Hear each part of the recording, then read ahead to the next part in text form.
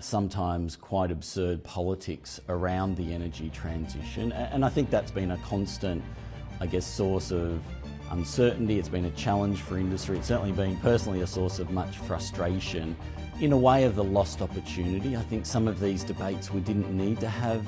Some of these debates I think were very self-serving for particular politicians or individuals.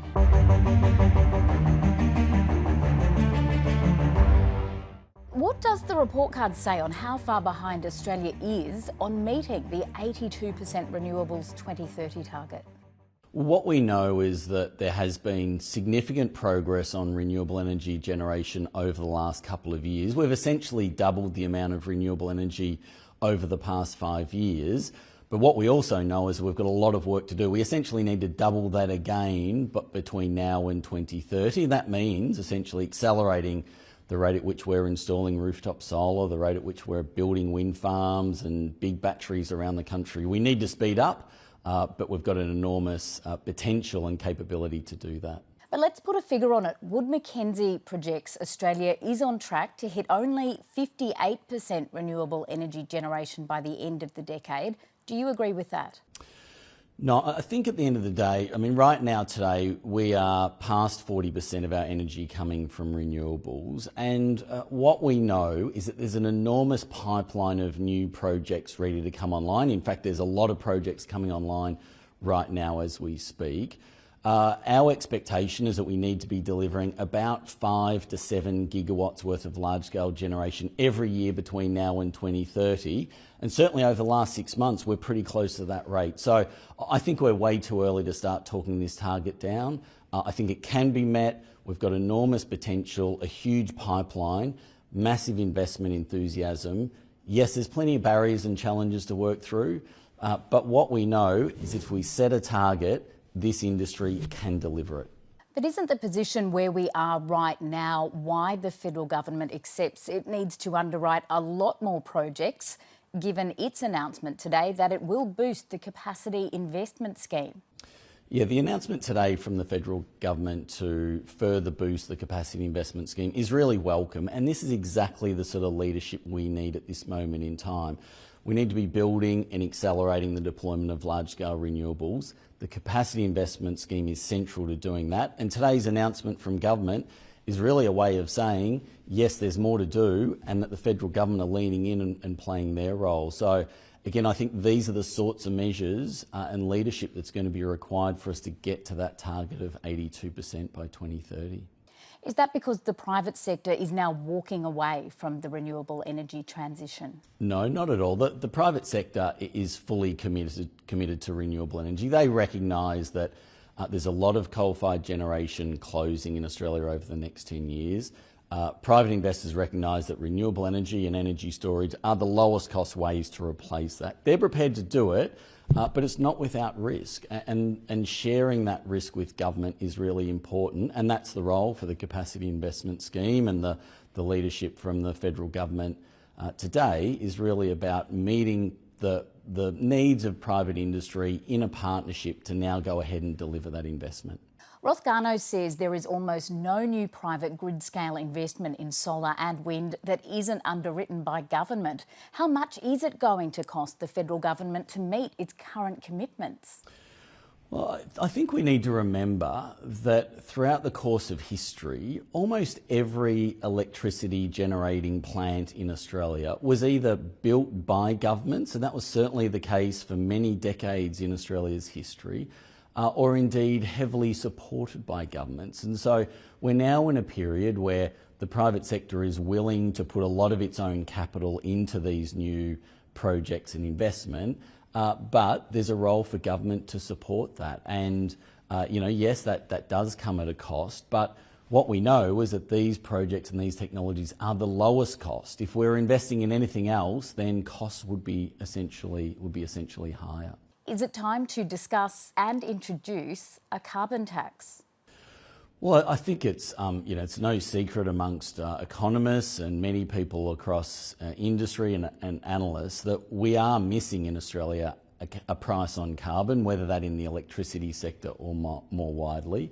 Certainly some people are continuing to advocate for a price on carbon, and there's no question that that could help provide some more certainty for investors and more clarity on the course of direction. But equally, there's a range of other policies that are in place. Indeed, the capacity investment scheme is playing a role today to support investment. It's clearly going to play a bigger role in coming years as the federal government leans into that as their preferred policy. I don't think it's a time to down all tools and have another protracted debate about what exactly is the right policy instruments to support the energy transition. Let's get stuck in and use the policies we've got. Let's make them work better, more effectively, ultimately to bring on that private investment that we know is necessary and indeed investors are willing to make. Of all the challenges facing the transition, how significant do you consider the ongoing opposition in many regional areas is to the wider rollout of poles and wires transmission infrastructure? It's really interesting. I mean, I think we need to recognise that the Australian public spoke loudly at the election, the federal election in May. They provided a mandate to continue to push on with the rollout of renewable energy, energy storage, more transmission around the country. That was very clear. I don't think there's any debate about that. But what we also know is that some communities perhaps don't understand what that means for them. Perhaps there are pockets of community who aren't supportive or don't and haven't yet seen the full benefits that might come with that. And so there's no doubt there is a lot of work to do. I think there's a lot of work for industry to do. There's a lot of work for local government, state and federal government, for unions, for the education sector, for chambers of commerce, for the ag sector. There's a lot of work to do, I think, to get better at telling the story of why is this energy transitioning happening and what it will mean for communities, to talk about the thousands of jobs that get created in these regional communities or the many small businesses that will benefit. So there's certainly a lot of work to do, I think, for industry and all stakeholders to make sure we are taking either all of the community with us or at least as much of the community as is possible. Is that an acknowledgement that the transition social licence should have been approached and handled differently? And are some of these communities being asked to bear a greater personal cost for the good of the wider community? Well, I think firstly, yes, there are costs, but there's also enormous benefits. And we see that in regions of the country where there have been a sequence of renewable energy projects, whether that's wind or solar or batteries or hydropower. These communities have benefited enormously and they often see the real value. Now, communities where projects might have been announced but haven't yet actually been undertaken and completed, perhaps they have a bit more anxiety about what it might mean and haven't yet seen the benefits. But I think at the end of the day there's work to do here, but I don't think we can accept for a second that this can't be done. It can't be better managed, better coordination, better communication, and indeed once the projects get underway, the community's lived experience is a really positive one from these projects and the opportunities that come with them. Kane, you've dedicated 15 years to the Clean Energy Council, 10 as CEO. How do you reflect on the fact that 4 years away from an ambitious target, politicians are continuing to debate dumping net zero and governments continue to approve big carbon-emitting fossil fuel projects? Well, it's certainly been a pretty extraordinary 15 years in the clean energy industry. As I said, just over the last 5 years, we've doubled the amount of renewable energy. There's enormous momentum. There's a really strong foundation, a really strong industry. I think the one, reflection is that some of that has occurred despite the political instability, despite the bickering and the sometimes quite absurd politics around the energy transition. And I think that's been a constant, source of uncertainty. It's been a challenge for industry. It's certainly been personally a source of much frustration in a way of the lost opportunity. I think some of these debates we didn't need to have. Some of these debates I think were very self-serving for particular politicians or individuals. They certainly often weren't in the national interest, and while we're having some of those debates and distractions, it was really taking us away from focusing on what is, we need to recognise, it's a complex transition. What we're doing is pretty extraordinary.